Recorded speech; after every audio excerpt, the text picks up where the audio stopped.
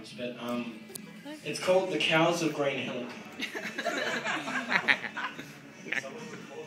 I am. Who's recording it? Oh shit. Go on. Dude, just do it! I'll adjust the microphone. You may never have heard of such a herd, which existed gaily amongst the sun and the birds on the slope of Green Hillock. Nothing absurd about this such herd, until this story occurred. I refer to, of course, a small crowd of cow, which until now had never fussed nor rowed, but now somehow began to fluster, and how they did stamp, cry, and why act rather foul.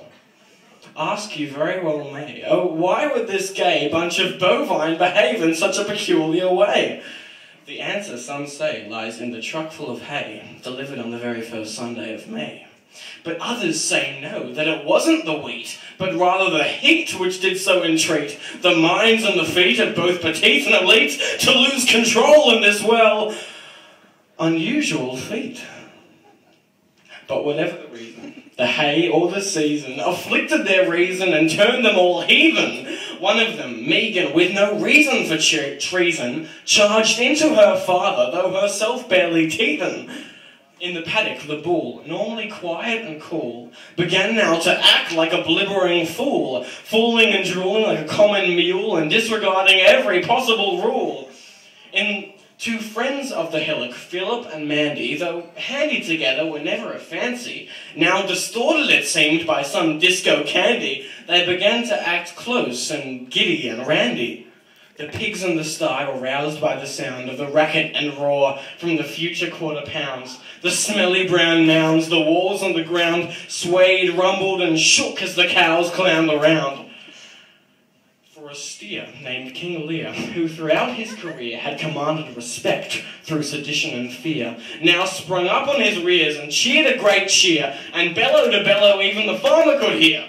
The farmer and wife caught fright of the sight of the fight of their cows as they danced through the night. "This ain't right," he exclaimed as he lit up a light, and he rang all the neighbours to witness his plight. And so, in pyjamas, the neighbouring farmers swarmed in like a herd of curious llamas, buzzing with news of this latest farm drama. They expected the cows to have gone quite bananas.